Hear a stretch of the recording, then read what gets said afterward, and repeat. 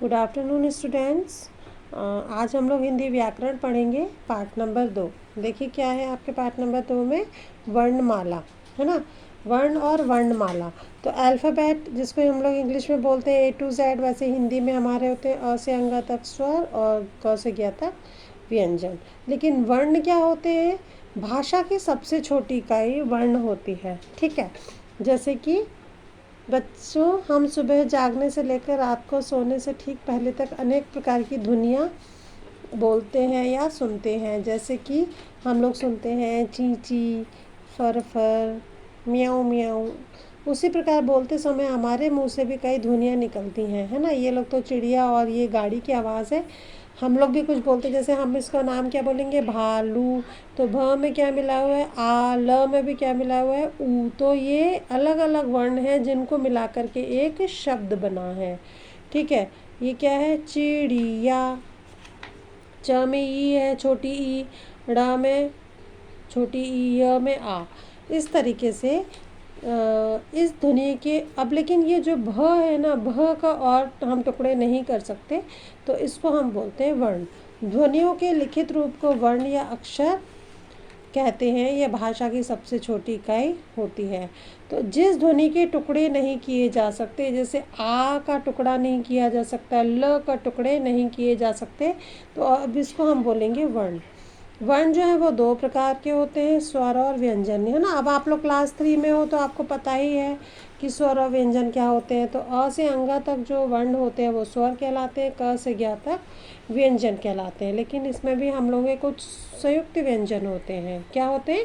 संयुक्त व्यंजन, जैसे कि श से क्षत्रिय, त्र से त्रिशूल, ज्ञ से ज्ञानी, श से श्रमिक। ये चारों क्या है, संयुक्त व्यंजन है। संयुक्त व्यंजन मतलब कि ये दो व्यंजनों से मिलकर बने हुए हैं। जैसे त्र से त्रिशूल किससे, त और र से मिलकर बना हुआ है। श से क्षत्रिय जो है वो क और श से मिलकर बना हुआ है।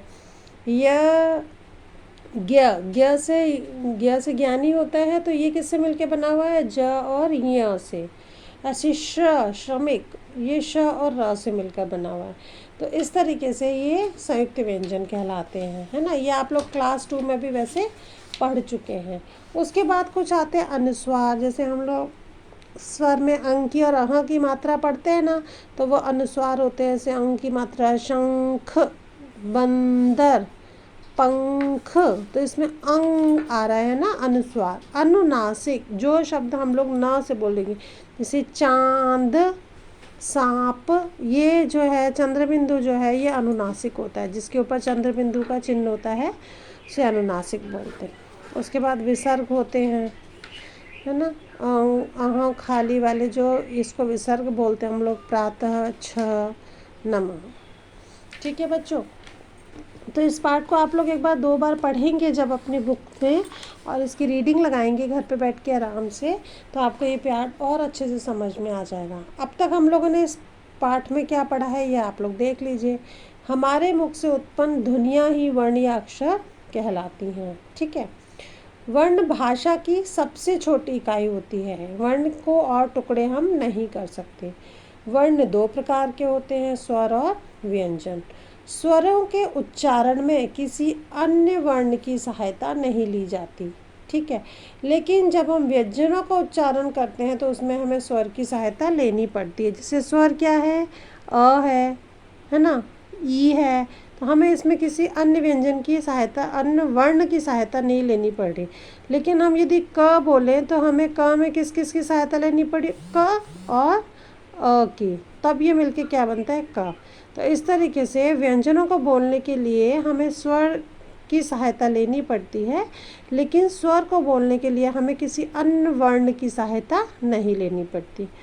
इसके अलावा 2 व्यंजनों के योग से बने व्यंजन संयुक्त व्यंजन कहलाते हैं। जैसे मैंने आपको बताया था, श और त्र, ये सब क्या हैं, संयुक्त व्यंजन।